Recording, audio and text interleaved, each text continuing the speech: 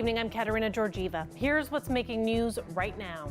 Hopefully, families in the future won't have to fight the behemoth that is the United States Army to receive fairness, especially in the face of such a wrongful death. So we first have to think, how are we going to treat this organics? What do we want to do with it? What kind of product do we want at the end from it? What works best for our region? The story that will be playing out over the next couple of years will largely be driven by demand driving up prices, because there's very little in terms of the inventory, so you still have bidding wars and competition. Thanks for joining us. We begin tonight with a Kingsville woman fighting the U.S. military for what she describes as the wrongful death of her ex-husband. He was an American soldier who died by suicide in 2019. She argues the Army was negligent, and now she wants to hold officials accountable. There's really no excuse for Michael to not be alive right now. Kate Kemplin, a dual citizen who once served as a nurse specialist in the U.S. Army, wants justice. She's filed tort claims for damages against the U.S. military on behalf of her two daughters with Sergeant First Class Michael Frody. The claim says her ex-husband died after months of exhibiting documented symptoms that were ignored by medical providers and military leaders in the United States. Essentially, Michael was a spy for the United States Army, working with some very sensitive three-letter agencies. And they let him roam around the DC area, psychotic and paranoid, with a very tenuous grasp on reality, with national security secrets in his head. It defies logic, and they knew, and they did nothing. The investigation into his death notes a documented brain injury, history of anxiety and depression. It also says Frody received behavioral health treatment just 5 days before he died, but that he had been deemed, quote, not to be an elevated risk of harm to self or others. You had a responsibility to the service member. You failed to uphold your duty. Last month, the U.S. Army denied her claims, stating the law doesn't allow for derivative claims, including those by family members or survivors. But Kemplin is in the process of appealing. Frody's mom, Joanne Wolfe, has also filed a claim. A decision on that one is still pending. Claims like this are new and rare because, as this former service member explains, U.S. law used to prevent tort litigation directed towards military medical professionals. I know a lot of people are really kind of watching to see what happens, because this has historically been impossible for family members to pursue. It's the National Defense Authorization Act of 2020 that changed things, allowing claims to be filed by an authorized representative on behalf of a service member. According to a U.S. Army spokesperson, 18 wrongful death claims have been brought forward so far, but settlements have yet to be reached. They went on to say, people are our number one priority, and we want soldiers, veterans, and their families to know how to reach 24/7 help. Meanwhile, in Canada, according to a military lawyer, lawsuits or tort claims filed by family members against the Canadian Armed Forces are very rare. They tend to be fought in between, and if they occur, they have a huge challenge before them to hold the Crown responsible for something. Kemplin described Frody as a fighter, smart and funny, a father who loved his daughters. For Kemplin and her family, this is about healing. It's been emotional, and it's very, very traumatic. Like, the ripple effects from a service member's suicide is unbelievable. Now, Kemplin hopes to set a precedent. They should be very embarrassed about how poorly they've handled suicides within their ranks. And hopefully this will force a change, and hopefully it'll empower other families to do the same. And if you or someone you know needs help, you can reach the Canada Suicide Prevention Service at 1-833-456-4566, or you can text 45645, and they are available 24/7. No relief for renters and home buyers in sight. The Canada Mortgage and Housing Corporation says prices are expected to continue to rise in Windsor. CBC's Jennifer LaGrassa breaks down the trends. If you've been paying attention to the market in Windsor, you know that housing prices have significantly gone up in recent years, and that's unlikely to change. The Canada Mortgage and Housing Corporation predicts that those prices are going to continue to grow into 2024, but good news, at a slower pace. You're going to have high demand and those bidding wars that are going to keep your sales and your prices high for 2022. But then we're going to see an anticipated slowdown, and that's due to that increase in your interest rates. The cost of borrowing will go up, and because the cost of borrowing has gone up, some of the capacity to continue bidding and pushing up prices will be reduced. So prices will still go up, but they won't go up to the same levels as we've seen over the last 2 years. This chart shows the predicted low to high range of housing prices. On the higher end, housing prices in Windsor could increase by nearly $200,000 over the next 3 years, bringing the average sale price to $823,000. One mortgage broker estimates affording that sort of home will require a household income of about $175,000. Unfortunately, it's going to decrease affordability for especially first-time home buyers. As housing prices seem to increase, the qualification process is getting a little bit more strict, and the household income is going to be required to be higher. What I've seen most in the last year or so is parents coming on to co-sign to help increase the affordability, and also parents coming on and adding a gift for down payment. So if you're trying to get into the market but you can't meet the price tag, that means that you're likely renting. But that's not expected to be any easier either. CMHC predicts that the vacancy rates are going to decline and more people are going to be moving about as pandemic restrictions loosen and the economy begins to open. The battery plant that was being spoken about, these are things that bring jobs, these are things that bring greater demand for housing. So as Windsor continues to grow and recover from the pandemic, the demand for housing, particularly in the rental market, is going to intensify. As has been the case for the last few years, finding affordable housing will continue to be a struggle. Jennifer LaGrassa, CBC News, Windsor. In less than 3 years, municipalities in Windsor-Essex need a plan in place to collect residential organic waste. It may be smelly and seem simple, but starting this from scratch is complicated and can be costly for taxpayers. Some are already doing it in their own backyards, while private businesses say they're ready to help. The CBC's Jason Vio brings us the first of a two-part series. Put most of my garden waste in there, and also we use chicken poop as well to amend it, and then also food waste. For the last several years, Philippa von Ziegenweit has been diverting her own organic waste in her backyard. This is pretty cool compost that you can use in the garden. This is beautiful, and to think that this comes from our food waste. But for most other residents in Windsor-Essex, those banana peels, spoiled leftovers, and apple cores end up in the trash. About 30% of what goes to Windsor's landfill is organic waste and could be diverted. The province has given the city until 2025 to have a plan in place, and Windsor must divert 70% of its organic waste. What they'll do with it once it's collected, well, that's still up in the air. There's anaerobic digestion, which would basically take all the organic material, put it through a system that would capture then the gas that we could then change into renewable energy, so renewable gas. That's the most expensive option. A cheaper route would be to turn the organic waste into compost, which is essentially dirt. But there's also talk of using the private sector to lessen the load for taxpayers. In private industry, we can process most efficiently and much cheaper than a municipality can. And it eliminates, it also removes the risk of these very complex processing and recycling systems. Seacliff Energy Corp has been creating different types of renewable energy at its Leamington facility for the last 11 years. The company says it has capacity to process organic waste from Windsor-Essex. That's in addition to what it collects from other municipalities, including Toronto.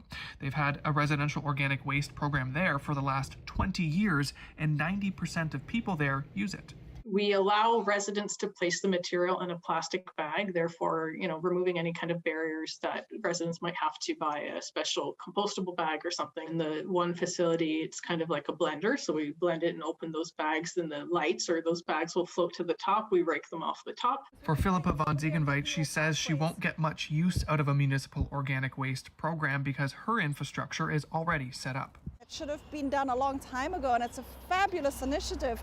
We don't have any use for it ourselves. Like, for me, it's a lot easier to keep putting food waste into here than to take it to the road. The city says it didn't take the initiative to start an organic waste program before the province said it was mandatory for two reasons. The landfill's lifespan is healthy and can last another 25 years, and they say the high cost wasn't politically attractive. Jason Vio, CBC News, Windsor. And you can tune in tomorrow here on CBC Windsor News at 6 when Jason explores some of the tension between municipalities. Not everyone is on board with a regional organic waste system. That complicates the road leading up to the 2025 deadline. So that is coming up tomorrow. A new virtual reality driving simulator has been unveiled today. It replicates a drive through the Detroit-Windsor Tunnel, and it's being done through Invest Windsor Essex. It'll be used to test how an autonomous vehicle would navigate through the tunnel under different conditions. So you can essentially insert any type of scenario that you'd like. So if you want to put an animal inside the tunnel, how would an automated vehicle react? If you want to see if there's a traffic jam and coming up to it, or a motorcycle accidentally coming into your lane, you want to be able to safely test what's going to happen with that vehicle.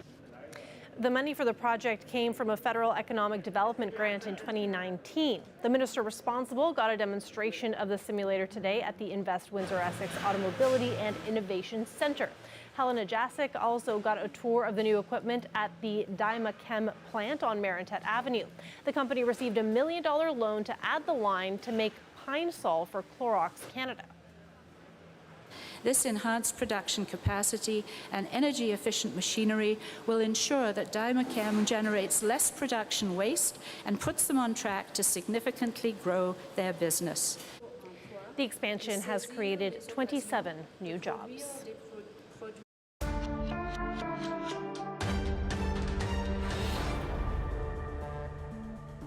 The Russian invasion of Ukraine is entering its 9th week, and Russia is stepping up its efforts both inside and outside the country. Today, Moscow announced sanctions against another 61 Canadians. The list includes several federal, provincial, and municipal politicians, along with the heads of some of the country's biggest media outlets, including the CBC. Everyone on the list has been banned from entering Russia. And in Ukraine, Russian President Vladimir Putin is declaring victory in the besieged city of Mariupol. CBC's Ellen Morrow has the latest. This steel factory in Mariupol, now a symbol of Ukrainian resistance. But for the forces inside, time is running out. Outside, Russian soldiers are moving to surround it on the orders of Vladimir Putin. Block off this industrial area, Putin told his defense minister this morning, so that not even a fly can escape.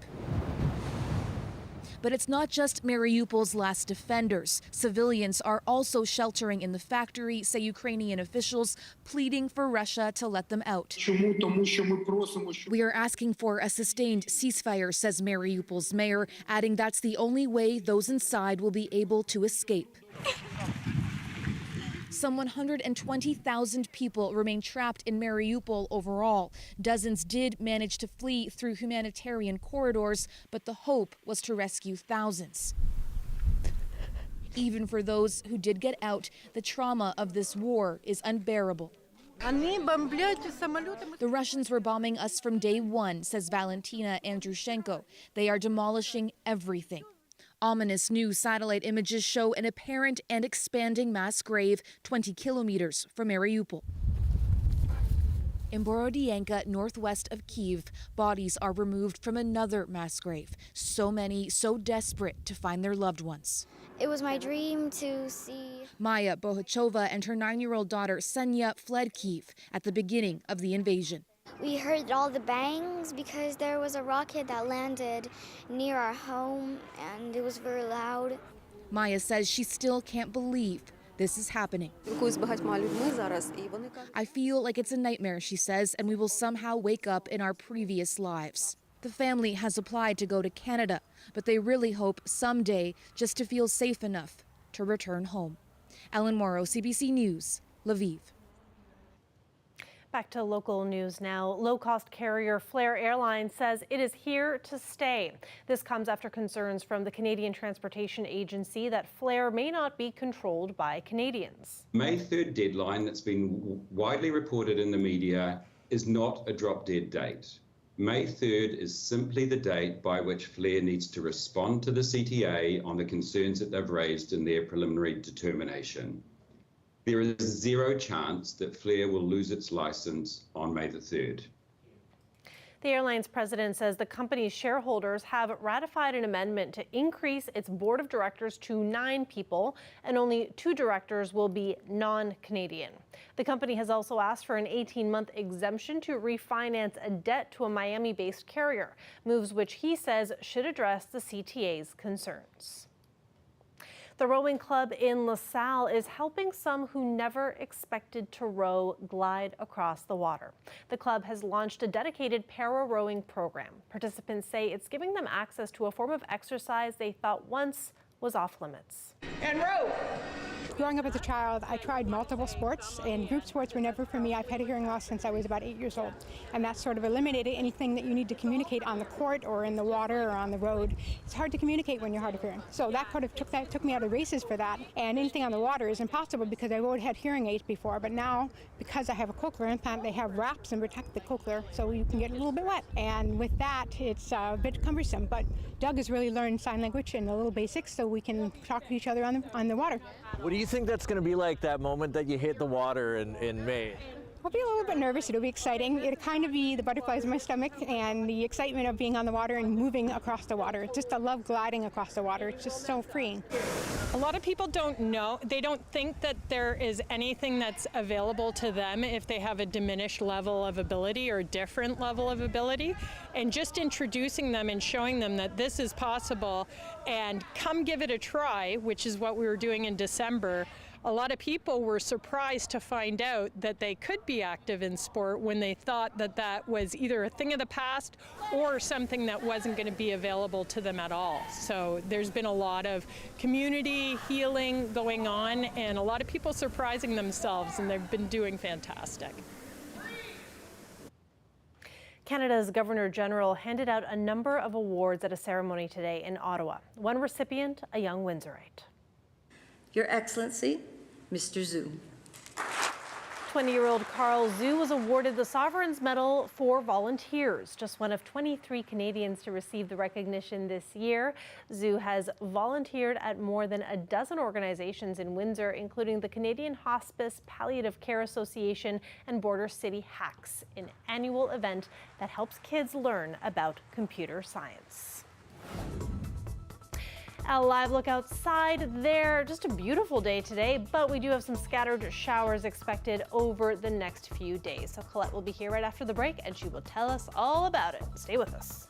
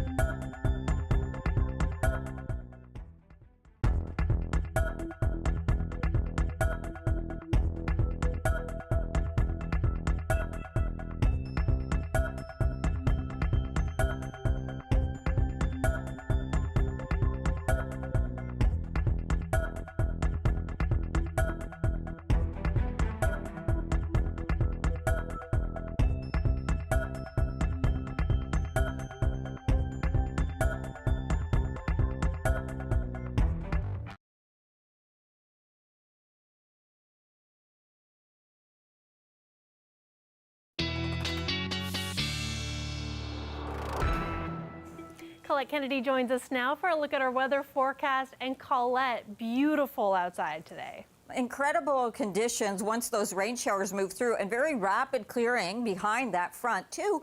And then some really nice conditions coming up. I mean, wait till you see these temperatures as we're heading towards the weekend. Like perfect timing for a change, right?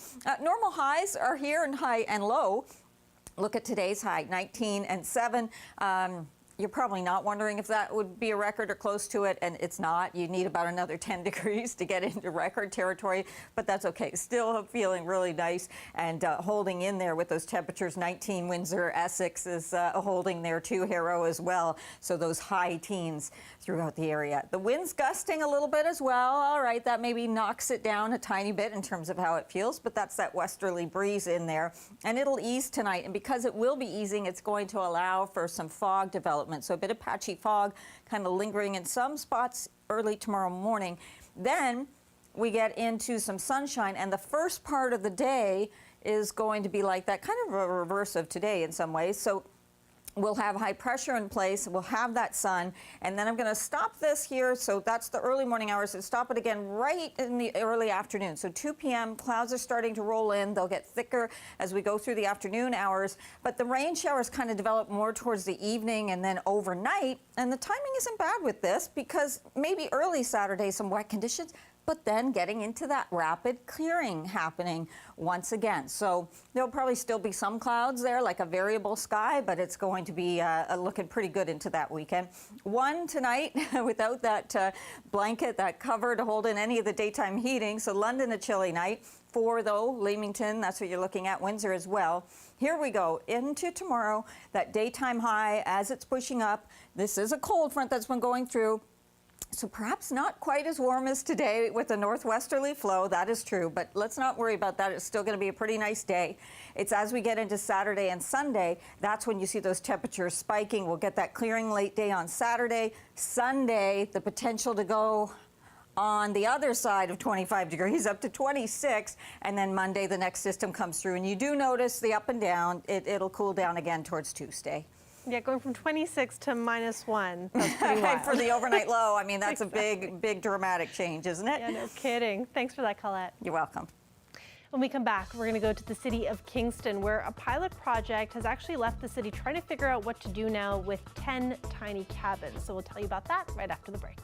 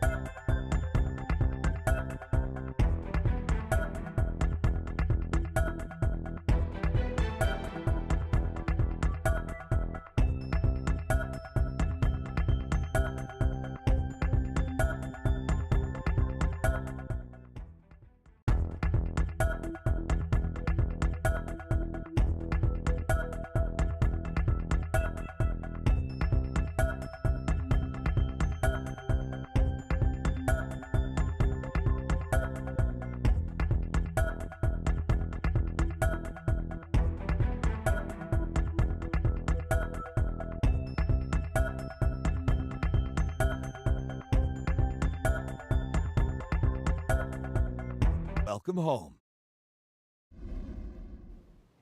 A pilot project to help homeless people in Eastern Ontario was praised as an innovative housing solution when it was introduced in January, and it was viewed as a possible model for the rest of the country. But now the city of Kingston is trying to figure out what to do with the 10 tiny cabins. And that has led critics to question the cost and the impact. Michelle Allen has the story. The tiny gray and beige shacks have become a fixture at this marina since January. Barry Shea is one of the 13 people who's been sleeping in one. The 57-year-old says the cabin project saved his life. It's good to have a place to call home. I'm not young anymore, she is, but nothing really comes close to this place. But the 4-month pilot project is coming to an end, leaving the city of Kingston with a massive storage dilemma: where to put these sleeping cabins. They can't stay at the marina. The city has to make way for a regatta festival. Officials have been consulting with community partners, but so far, no takers. Say you had 10 members of your family and you needed to house them for 6 months. I don't think you would go this route. Like, if it was your own money, you wouldn't go this route because it's not very efficient. Councillor Peter Stroud voted against the project. He says the money could have been better spent on permanent housing. I think we can do better than that. I don't think this pilot project is addressing enough of the problem. At over $18,000 a pop, these cabins cost a total of nearly $200,000 to build, plus another $70,000 to run. Critics say it's a lot of money to house about a dozen individuals for a period of 4 months. And they don't even come with toilets or running water. At 3 o'clock in the morning, if you have to use the washroom and it's in the middle of winter, you're going to have to trudge out into the snow. The city is allowing the cabins to remain at their current site for another month while they search for a permanent location, leaving tenants worried they'll be right back on the street. I can't understand why the mayor set this all up and then finally take it away from all of us. No, I don't understand that. Michelle Allen, CBC News, Kingston. Tesla has made its mark as a manufacturer of electric vehicles. Now scientists in Australia want to see whether the sun can give those vehicles a power boost. The idea is to use 18 printed plastic solar panels, which can be made for less than $8 a meter, to charge a Tesla. The panel's 18 meters long, and part of the experiment is to see how long they last being rolled out beside the cars and then rolled up again. And if all goes well, the panels will go into service in September. The scientists say they hope Tesla founder Elon Musk hears about the project and is very pleased. That is it for CBC Windsor News. For news anytime, go to our website, cbc.ca/Windsor. Thank you so much for watching. Have a good night.